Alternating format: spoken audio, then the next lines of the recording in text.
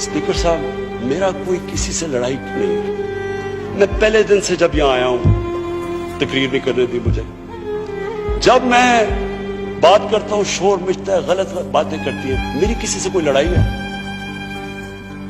इन सबको जो भी ये समझता है कि ये मैं किसी से लड़ाई की वजह से या कोई मैं अपने दुश्मनियां किसी से है, मेरी कोई किसी से दुश्मनी नहीं।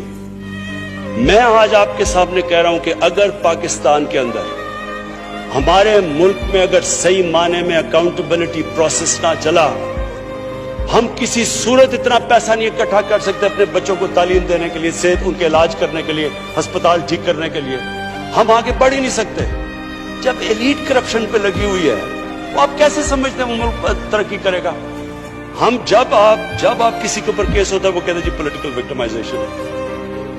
मुझे ये बताएं कि मेरे ऊपर पॉलिटिकल विक्टिमाइजेशन नहीं थी जब इन्होंने मेरे ऊपर 2002 का फ्लैट डिक्लेयर हुआ, मुझे इन्होंने सुप्रीम कोर्ट में 6 केसेस कर दिए, मेरे इलेक्शन कमीशन के अंदर मुझे सुप्रीम कोर्ट में 2 केसेस किए।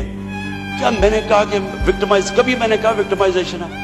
मैं जवाब देता हूं, मैं जब वो फ्लैट लिया था, मैं सारी दुनिया जानती है मैं इंटरनेशनल क्रिकेटर था, मैं तो जवाब दे ही नहीं था, मेरे पास तो कोई पब्लिक ऑफिस नहीं था।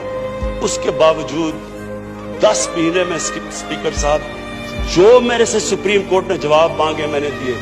40 साल पुराने कॉन्ट्रैक्ट दिए, मॉर्गेजेस दिखाए, किधर से पैसा आया, मॉर्गेज पे कितना गया, कब वो मॉर्गेज दिया, फ्लैट कब बिका, बीवी से जो पैसे लिए हुए थे यहां जमीन लेने के लिए। आपको पता है सुप्रीम कोर्ट ने मेरे से पूछा कि जनाब आप बताएं, साबित करें कि आपने बीवी को पैसे वापस किए थे। वो बीवी ने ईमेल दे रही है कि हाँ इसने पैसे वापस किए थे। उन्होंने कहा नहीं सबूत दो। ये कभी हुआ ही नहीं है ऐसे कि वो बीवी कह रही है पैसे, वो कहते नहीं। बैंक स्टेटमेंट्स निकाल के दी 15 साल पुरानी, जो मेरा ट्रांजैक्शन बीवी के साथ था, मनी ट्रेल दी, सारा जो पैसा वहां से हलाल की कमाई का बाहर से पाकिस्तान लेके आया, उसकी मनी ट्रेल दी। स्पीकर साहब, कोई मैंने कमाल नहीं किया। ये हर उस मुल्क में जिसमें जेन्युइन डेमोक्रेसी है, वहां एक लीडर को जवाब देना पड़ता है, क्योंकि वो अमानतदार होता है, वो पब्लिक के पैसे का अमानतदार होता है। ये कोई विक्टिमाइजेशन नहीं है। और ये जो नैब है, ये हमने तो नहीं नैब बनाई, एक आदमी हमने भर्ती नहीं करवाया, नैब तो पुरानी है, 90% केसेस भी पुराने हैं, लेकिन गालियां हर रोज मुझे पड़ती हैं कि जी आप देखें इमरान खान ने ये कर दिया वो कर दिया। लेकिन स्पीकर साहब, मैं चाहता हूं कि हमारी पार्लियामेंट चले, मैं चाहता हूं कि डिबेट हो सही, क्योंकि डिबेट के बगैर आइडियाज तराशे नहीं जाते। डिबेट सबसे इंपॉर्टेंट चीज डेमोक्रेसी की अकाउंटेबिलिटी और मेरिट के बाद तीसरी चीज है, वो डिबेट होती है। यहां डिबेट ही नहीं हो सकती। जब बात करो वो शुरू हो जाते हैं कि जी वो नैब न्याजी नेक्सस या कभी कुछ शुरू हो जाते हैं। यानी इस तरह तो बोल देखे ना स्पीकर साहब, मैंने तो नहीं नैब बनाई।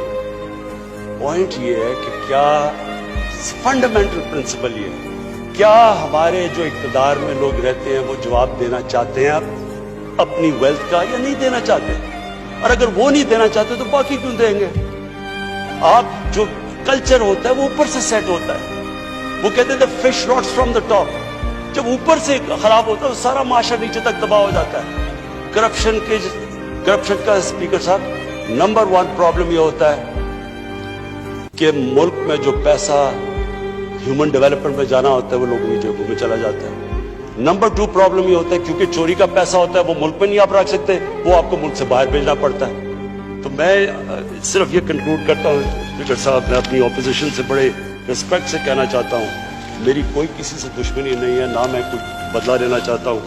मैं सिर्फ ये बिलीव करता हूँ कि हमारा मुल्क, अल्लाह ने इसको इतनी नेमतें दी हैं, अल्लाह ने इससे क्या क्या चीजें नहीं हमें दी, लेकिन जब तक इस मुल्क के अंदर रूल ऑफ लॉ मीन्स कि everyone is equal in front of law, जब तक रूल ऑफ लॉ और लीडरशिप की अकाउंटेबिलिटी नहीं होगी, हम भी वही सारे बनाना रिपब्लिक्स की तरह एक समुंदर होगा गरीबों का और थोड़े से अमीर लोग होंगे। शुक्रिया।